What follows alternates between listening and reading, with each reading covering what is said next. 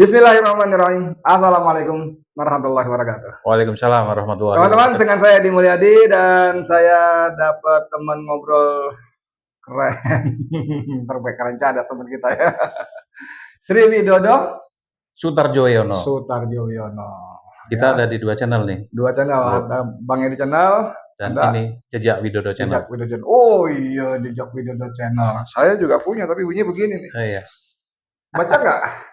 Baca di Zoom kan. Power. People power. Apa turunkan ego, naikkan nyali. Kita Siap. nggak ngomong itu malam ini. Ya, Bos, Ya. ini Sri Widodo ini senior juga, wartawan. Mulai tahun berapa waktu itu ya? 92. 92, jadi beda-beda 1 tahun sama saya. Oh. 91 soalnya. Kenapa? Oh ya. Saya junior dong. Beda setahun aja. Sampean senior. Nggak boleh.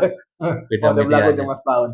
Tapi yang saya mau kulik malam ini dia orang Jawa, Solo ya, Ya. tempatnya ya. Iya, so. Nah, orang-orang bilang Presiden ke-7 RI, saya nggak mau bilang itu. Saya minimal saya mau bilangnya bekas presiden, Oh, bekas mantan presiden. presiden, ex-presiden. Ex-presiden. Tapi kali ini saya lebih suka menyebutnya presiden bekas. Beda loh, mantan presiden sama presiden bekas beda. Ah, coba bedanya apa? Ya, mantan presiden memang pernah menjadi presiden. Nah, Kalau bekas presiden itu kesannya presiden itu udah bekas gitu, sudah itu bekas presiden. bekas presiden masa Kalau lalu lah. presiden bekas, Presiden, iya, presiden bekas. Presiden bekas. Ya itu ada kesan agak kurang enak lah di presiden bekas. Barang bekas ya.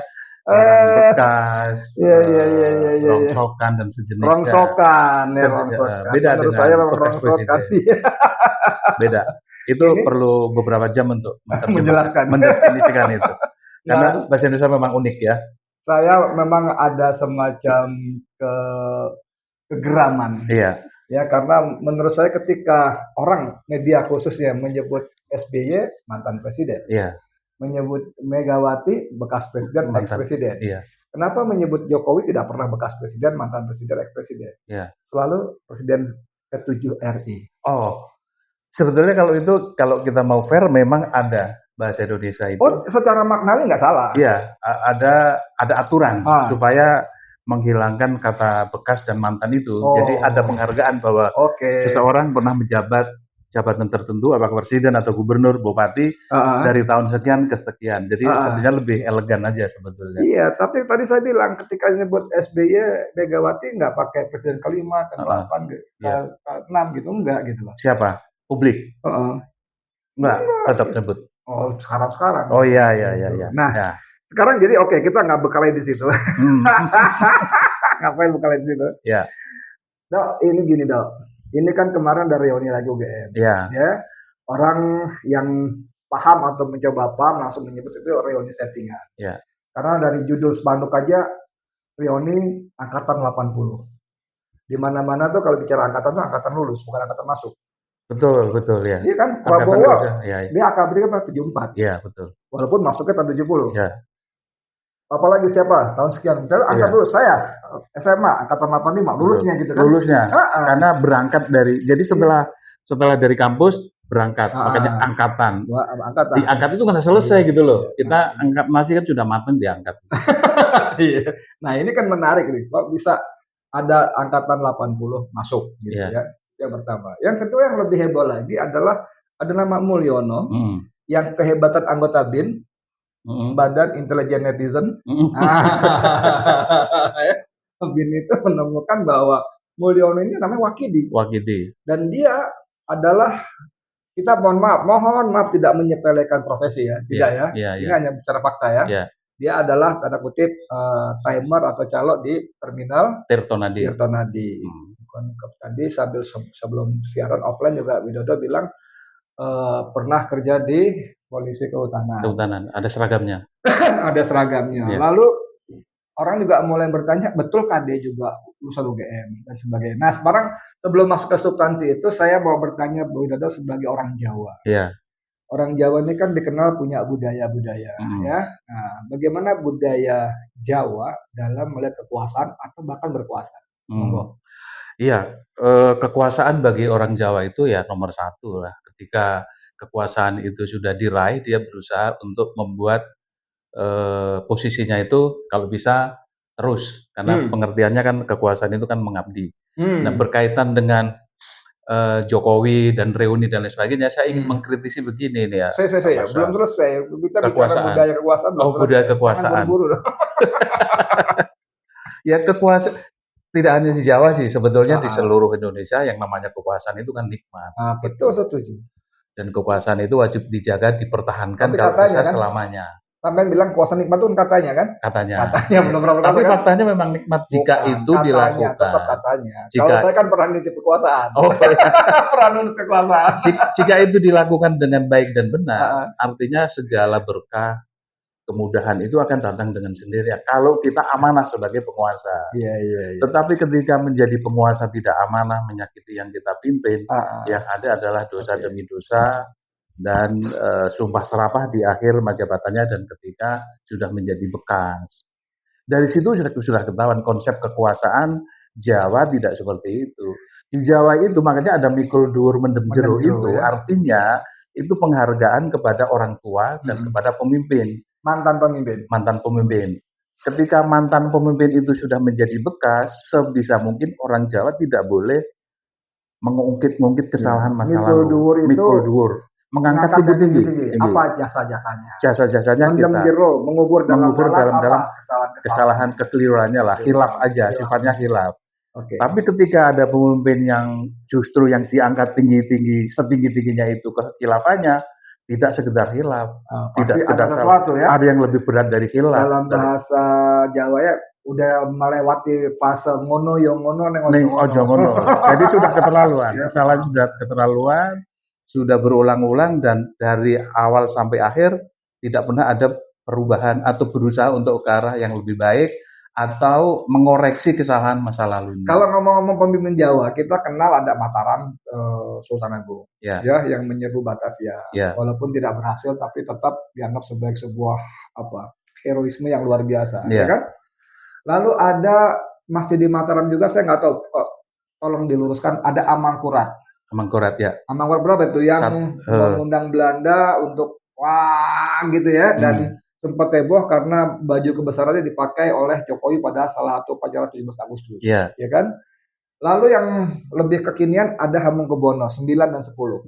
Yang kita bicara 9 ini luar biasa. Betul. 10 sama-sama tahu lah ya. Nah, dengan tipe-tipe seperti itu kira-kira Jokowi berada di mana?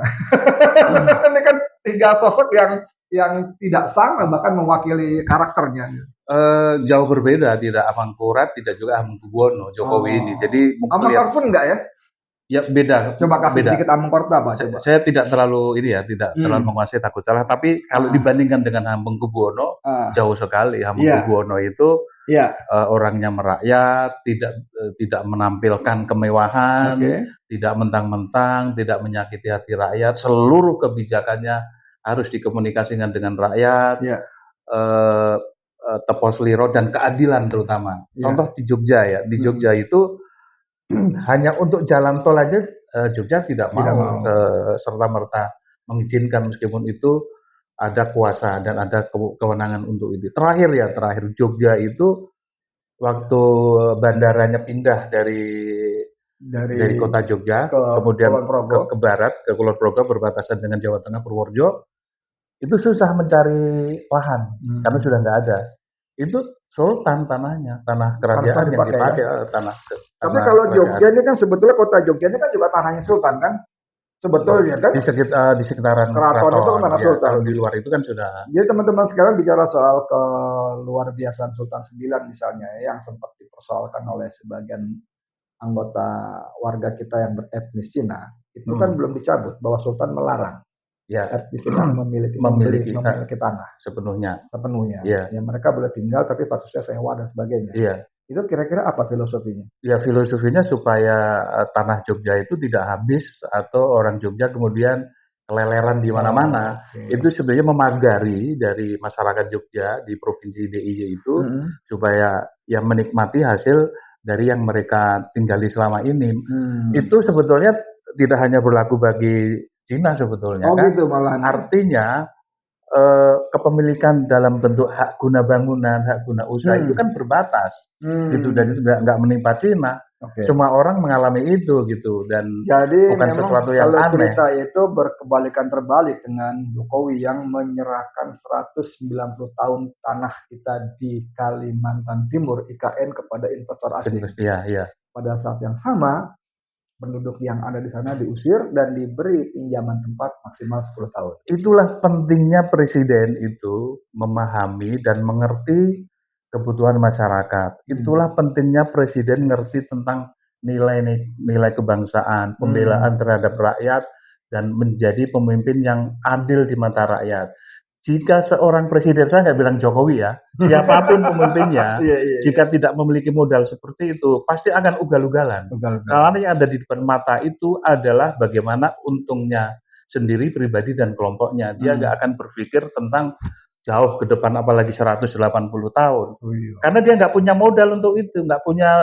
Saya juga 190 tahun, ya. Jadi siapapun yang tidak pernah baca sejarah, siapapun yang tidak pernah menjadi pemimpin kelas paling bawah, misalnya Dari bawah gitu ya. RT, RW. Seseorang yang pernah menjadi ketua RT, ketua RW pasti akan tahu kebutuhan masyarakat, batin rakyat, dan bagaimana dia memposisikan sebagai pemimpin. Bukan posisi ketua RT itu istimewa, tidak. Ujian pertama seseorang pemimpin layak dijadikan panutan itu ketua RT, karena dia tahu persis. Ini yang ngomong mantan ketua RW. Iya. Teladan. Dapat hadiah. Kabupaten Bogor. Kabupaten Bogor. Dapat hadiah umroh. Ya. Sekali lagi, yang tadi 198 itu sebuah kebijakan yang menyakiti. 190 tahun. Itu berarti sekitar 3 generasi ya. 3 generasi. Digadekan kepada negara asing. Kita nggak tahu orang-orang nanti di tahun itu apakah masih punya kepedulian. Dan itu pun ternyata tetap sampai akhir dia selesai menjabat, zong juga investor yang kesana. Iya, karena ugal-ugalan, karena dia sudah terlanjur bicara muluk-muluk tentang IKN, maka segala fasilitas, segala kemudahan, sampai melacurkan diri, sampai 180 tahun itu kan bagian dari pelacuran itu. Nggak datang juga. Karena didasari karena proyek itu tidak didasari oleh keinginan rakyat secara umum. Gitu. Itu mimpi Jokowi bukan dalam arti visi, tapi betul-betul mimpi di siang bolong, karena tidak pernah disebut dalam nawacita, dalam pidato kampanye pilpresnya dia mau bikin IKN. Iya, dan undang-undangnya dipaksakan. 43 hari. Iya. Diajukan sampai disahkan. Teman-teman, saya buka-buka Wikipedia tentang Amangkurat I ya. Ini Wikipedia ditulis pembantaian ulama oleh Amangkurat I. Pembantaian ulama oleh Amangkurat I adalah peristiwa pembantaian terjadi di alun-alun Pleret, Sultan Mataram pada suatu siang tahun 1647-1648. Ngeri. Ngeri ya, waktu itu sekitar 5.000 sampai 6.000 ulama dan anggota keluarga mereka dibunuh hanya dalam waktu kurang dari 30 menit. Pembantaian ini diberitakan oleh Amangkurat I dengan motif untuk membalas dendam, bla bla bla bla. Nah, kembali ke soal reuni tadi ya. Tadi kita bicara soal falsafah Jawa dalam kekuasaan. Ya. Kita tidak apple to apple membandingkan Jokowi dengan sultan-sultan tadi, termasuk bahkan dengan Amangkurat sekalipun ya. Bagaimana sampean melihat, terutama ketika netizen anggota BIN tadi menemukan bahwa itu bukan Mulyono. Bahkan konon katanya dia UNS, bukan UGM. Si Mulyono itu ya? Mulyono itu. Lalu dia, ya mohon maaf lagi, bukan bermaksud merecehkan profesi tertentu. Dia hadir di situ. Lalu dia bicara panjang lebar, oh dulu begini. Nah, Ribon, sampai ini anggota BIN juga nggak? Bahkan itu netizen. Simpatisan. Jadi kasus ijazah ini, perkara ijazah ini menurut saya, menurut analisa saya, ini memang sengaja dipelihara, sengaja supaya Jokowi tetap eksis. Setiap orang, setiap kelompok masyarakat dimanapun dan kapanpun membicarakan tentang Jokowi. Artinya apa? Jokowi itu akan terus trending. Dia nggak peduli mau negatif mau positif. Yang penting trending terus. Perkara negatif atau positif, mungkin negatif buat kaum oposisi ya. Tapi kan mereka punya pasukan yang untuk menetralisir itu. Apa dalam bahasa metode kita biasa sebut Iya, betul. Ya, jadi yang penting dia trending terus, apapun isunya. Nah, ukurannya jelas untuk membaca itu. ijazah ini kan dari sejak zaman Bambang Tri, tahun berapa itu? Sudah di penjara. Nggak pernah ada ininya, tidak pernah ada wujudnya. Nggak ada wujudnya. Dan dia tetap bertahan tidak mau menunjukkan ijazah aslinya. Artinya apa? Itu bagian dari strategi memperpanjang usia trendingnya Jokowi itu sampai mungkin 2029 gitu. Nah, kaitannya dengan Wahyudi ya. Nah, itu mirip-mirip Mukidi kan? Ya. Saya meyakini itu dicari orangnya itu, yang mirip-mirip Mukidi akhirnya ketemu Wahyudi kan. Sebelum ditampil di Gajah itu. Nah, ukurannya jelas. Hanya beberapa saat dari peristiwa reuni itu, tiba-tiba muncul nama Wahyudi yang ternyata, dan ini disampaikan oleh juga Muhammad Taufik, pengacara dari Solo itu, dan dia sudah klarifikasi semua, sudah ketemu semuanya teman-temannya Wahyudi, ya memang betul calon tiket Tirto Nadi, bukan UGM dan UNS, dan dia juga meragukan kalau dia insinyur gitu, karena dari cara bicaranya itu jauh dari seorang lulusan UGM. Ya. Jadi kalau Wahyudi inilah tokoh yang ditampilkan, kemudian dalam konteks dipelihara isunya, seperti kata Ketua Umum Pernusa Norman Adinegoro, ketika wawancara dengan sebuah televisi swasta, dia cerita, dia lapor, dia bertamu ke rumah Jokowi, dia waktu itu ngadu.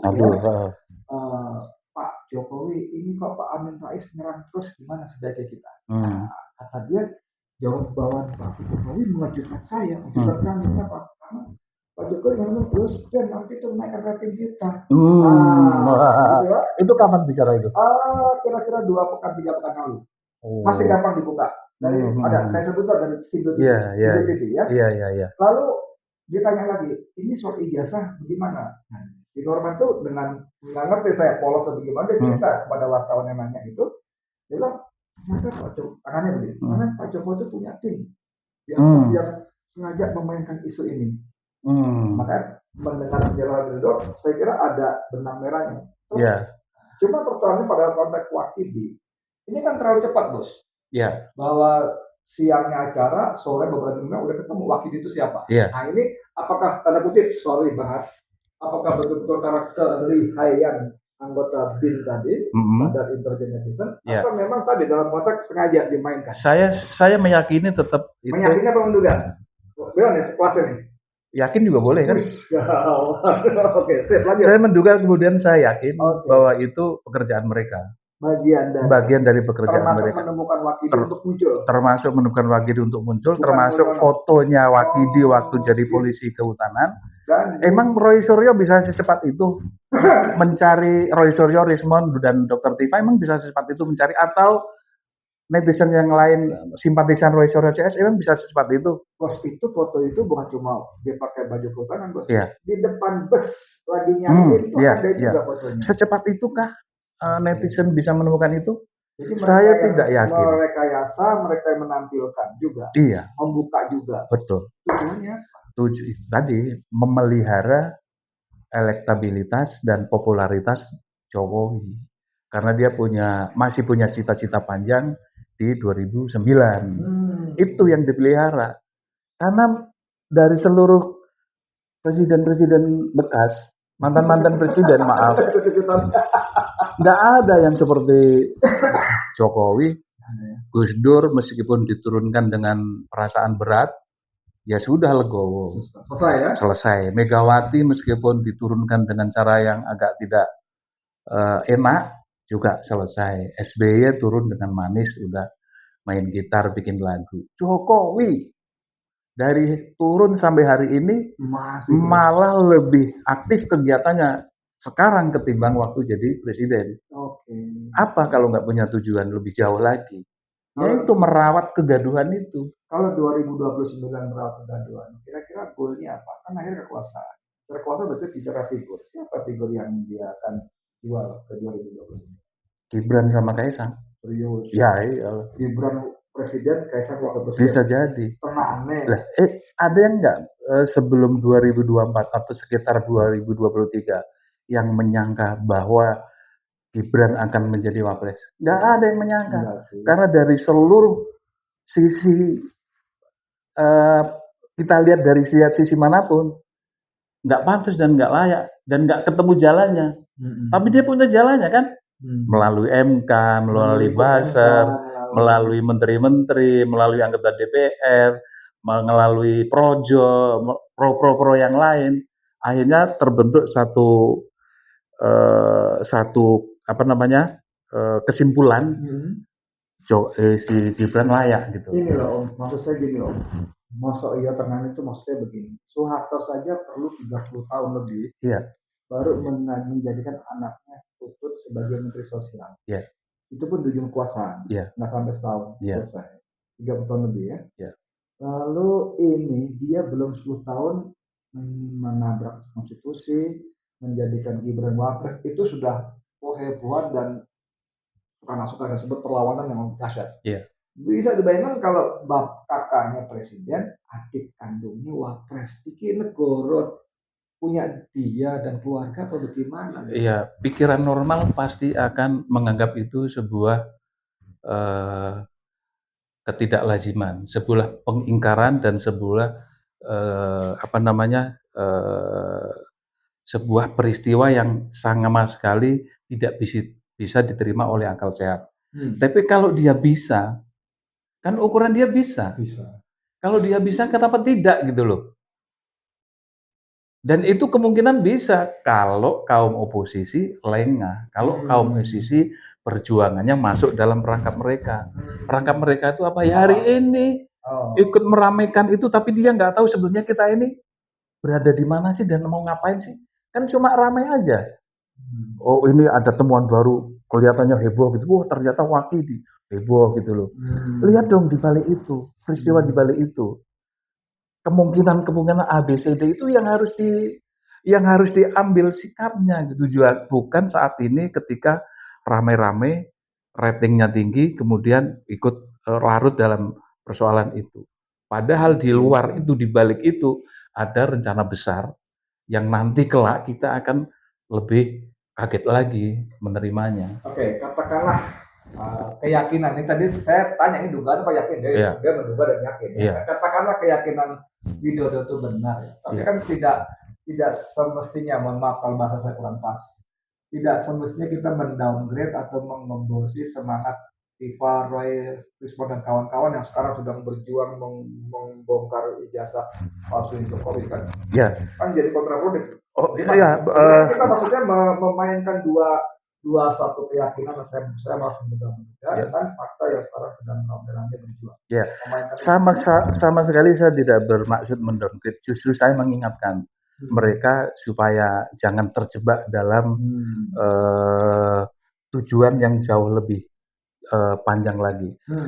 Artinya mereka harus pakai ukuran juga. Jangan sampai sekarang mereka sudah dikriminalisasi. Nanti akan ada lagi dikriminalisasi lagi. Akan lebih panjang lagi korban-korban lagi. Artinya harus tetap hati-hati dan memandang ini mereka punya tujuan lain. Tidak sekedar ngumpetin ijazah. Ada tujuan lain dan itu harus digali ya. Harus menjadi kajian di kelompok mereka gitu. Ini jadi gini, ibarat orang main catur, ini kalau pion ke sini, kuda ke sini, menteri ke sini. Nanti apa target? Itu yang kemungkinan belum dibahas oleh Roy Suryo CS. Harus dibahas itu. Ini kalau saya menyerang dari sini, nanti ketemunya ini. Kalau saya lupa di sini, nanti dia akan mendapatkan keuntungan di sana. Harus ada kajian komprehensif. Ini aneh banget ini, masa bertahun-tahun berhari-hari ya saya pernah ijazah melulu yang dibahas. Saya pernah datang ke sidangnya Gus Dur dan Bambang Tri di PN Surakarta. Waktu itu saya datang rombongan memang, dan waktu itu memang salah satu saksi ahlinya adalah Refli Harun. Oke. Dengan sana dan saya ikuti sidang sampai selesai hari itu, dan dari semua saksi yang diajukan oleh JPU termasuk kepala sekolah SMA debat di sekolah dulu, itu semuanya mengaku tidak pernah melihat ijazah aslinya. Kalau kita dulu lulus SMA, kita fotokopi ijazah kita 10, 20, kita bawa ke TU, lalu distempel, lalu kita serahkan ijazah asli, oleh TU dibawa ke meja kepala sekolah. Ada 10-20 kopi dan ada ijazah asli. Sehingga di dalam stempel itu disahkan, dilegalisasi sesuai dengan aslinya. Ya kan? Nah, ada ijazah. Tapi kepala sekolah pun mengaku waktu dia tanda tangan tidak melihat ijazah asli. Jadi kata betul, ini sudah katakanlah 20 tahun tidak pernah muncul. Nah, pertanyaan, dia punya gak sih ijazahnya gitu sebetulnya? Lagi-lagi keyakinan ya. Keyakinan. Ijazah punya. Tapi bermasalah. Ijazah UGM punya, tapi bermasalah. Bermasalah dia. Cara perolehannya. Saya baca bukunya. Termasuk pojok pramuka. Iya. Saya percaya. Lo yang kalau ngomong Victor Suryadi dan para fungsionaris PDIP DKI dan Solo, kita percaya sama siapa lagi? Itu aja, nggak usah jauh-jauh. Artinya Jokowi punya ijazah, tapi bermasalah gitu loh. Ya cuma kan kelompok mereka loh, kalau memang ternyata terbukti bermasalah, lo mau ngapain? Kan itu kita bicara ini ya, bicara fakta aja. Kalau seandainya Jokowi kemudian ketahuan ijazahnya betul tidak asli, dilihat dari digital forensik atau klarifikasi semua itu, terus mau ngapain? Mau membatalkan semua proyek kan enggak juga. Mau macam-macam enggak juga. Kompromi kan yang terjadi akhirnya. Apalagi apa kira-kira komprominya? Ya kita nggak tahu opsinya. Opsinya kita nggak tahu. Tapi kebiasaan politisi kita kan tidak pernah sesuatu itu mengikuti kemauan salah satu pihak. Yang terjadi pasti jalan tengah gitu loh. Kemarin Jumat, jalan tengahnya yang kita belum tahu. Jumat itu di sebuah restoran di Jakarta Timur, saya hadir termasuk Roy Suryo. Bicara dan yang lain bicara, ada dokter, ada siapa namanya Jenderal Faruroji, ada Laksamana Samsuti, dan kawan-kawan. Nah, ketika Roy Suryo bicara, apakah Mas Roy dendam ingin memenjarakan Jokowi? Dia katakan tidak. Saya hanya mau dia jujur mengakui kebohongannya. Saya. Kalau kemudian setelah itu teman-teman pakar hukum, praktisi hukum menilai bahwa dia harus masuk penjara, ya monggo. Gitu lah. Jadi apakah itu tadi? Makanya menurut saya, walaupun mungkin tidak sampai tingkat pembatalannya, legitimasi yang menteri, peraturan, prautang, segala macam, tapi sebagai seorang yang bersalah, dia harus menikmati, bukan menikmati ya, sanksi lah, menerima sanksi, menerima sanksi ganjaran sesuai dengan kata Roy sudah pasal-pasal apa yang masuk, kan begitu, Bang? Betul kan? Betul. Ya, pertama, jawaban Roy Suryo bisa jadi benar, tapi bisa jadi politis. Tapi maksud saya begini loh, seluruh kegaduhan ini seharusnya penguasa nomor 1 Indonesia yang turun tangan. Emang dia tidak bisa memanggil Jokowi, memanggil Roy Suryo, menggambarkan situasi kalau terjadi A seperti ini, B seperti ini, kemudian menghadirkan jalan tengah. Kan itu manis sebetulnya selesainya. Bukan membiarkan ini menjadi sebuah kejadian yang seakan tidak ada endingnya, gaduh 24 jam dan tidak mendapatkan apa-apa. Soal gaduh 24 jam menarik ya. Jadi si drone emprit siapa Fahmi itu bikin Ismail Fahmi bikin analisis periode 18 April sampai 18 Juli dengan drone itu. Dan itu dipublikasikan dalam sebuah pemaparan, juga dimuat di akun X dia. Saya sempat baca, baca pelan-pelan. Itu pada periode itu, Pak, itu terjadi 323.000 mention soal ijazah. Bayangkan betapa sesaknya tuh. Betul. Dunia digital kita. Dan yang lebih dasar lagi, dari 324.000 mention itu ada 11,3 miliar interaksi. Bukan juta. 11,3 miliar interaksi. Jawab apa dalam berarti target dia memelihara isu ini untuk menaikkan rating algoritma tercapai dong? Sangat tercapai. 11,3 miliar. Sangat tercapai. Itu bahasa teknologi dan bahasa internet yang teknologinya itu motret secara data real seperti itu. Kalau kita tanya orang di pasar itu juga akan, mereka juga dengar kegaduhan ini. Artinya Jokowi sukses sampai hari ini. Kesuksesan itu harus dipelihara. Jadi mention itu penting ya? Mention itu penting. Dan Itu memang menjadi ukuran seseorang ini. Persoalan itu negatif atau positif ya. Karena di situ ada 73% orang percaya itu palsu. Iya. Dari Manson. Nah, lagi-lagi kalau Pak Prabowo, Pak Presiden punya kepedulian terhadap rakyat kita, muncullah, berperanlah di situ. Jangan tutup mata. Jangan membiarkan. Ini kan persoalan semua orang, dari anak kecil sampai orang tua tahu kok. Pak Di. Iya. Jadi kalau kita berharap pada Prabowo, menurut saya sudah semestinya. Ya. Dia presiden, dia punya kewenangan konstitusional, bla bla bla bla bla bla. Ya. Oke lah, dia tidak berpihak. Oke. Kalau dia takut disebut intervensi soal hukum, oke. Ya kan, walaupun kita tahu ada caranya kan. Ya. Misalnya dia berikan arahan kepada aparat penegak hukum, tuntaskan secara profesional, sangat netral, itu perintah kan, profesional, adil, transparan, kan, gitu kan. Tapi kan boro-boro begitu bos, yang ada nanti jangan-jangan ijazah saya juga dipersoalkan, kan nyindir bos. Ini Jenderal Bintang 4, mantan Danjen Kopassus, Panglima Kostrat, Presiden Republik Indonesia, ketika warganya heboh begitu rupa, dia tidak mendapat empati, malah menyinyiri.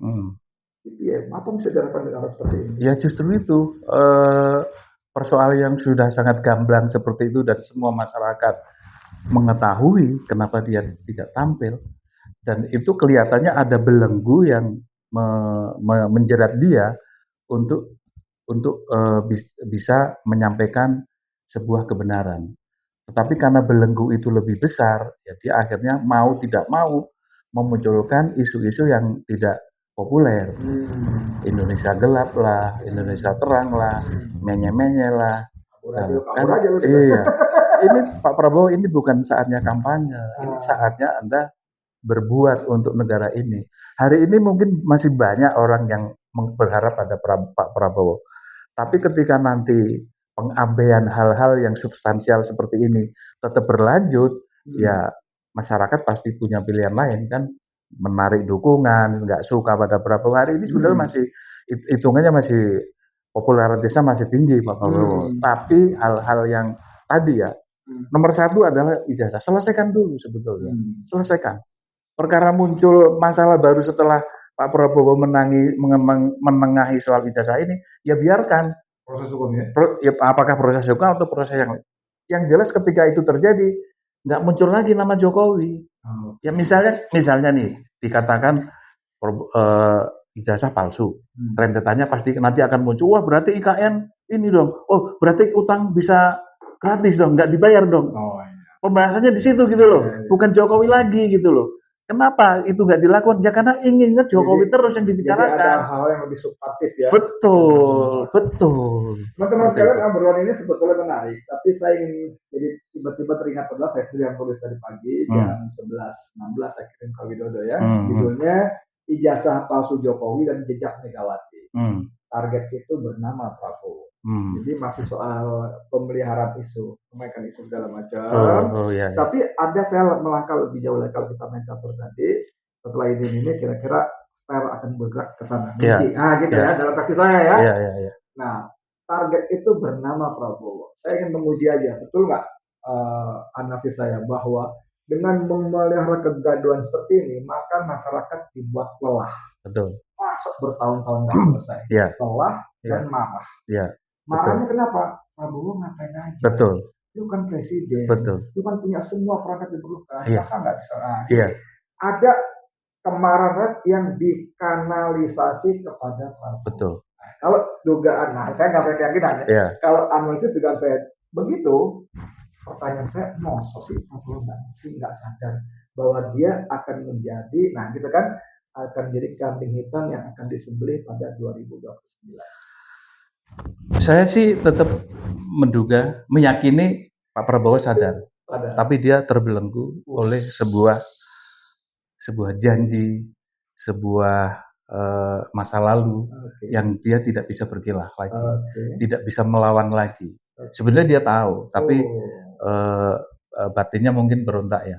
Sepakat. Jadi suatu saat ini perbenturan ini nanti antara rakyat dengan Prabowo, bukan rakyat dengan Jokowi. Aman Jokowi. Itu betul. Analisa itu sangat logis ya. Kalau kita nggak janjian ya? Kita nggak janjian ya? Enggak. Saya mungkin pagi tadi saya kira ke dia juga.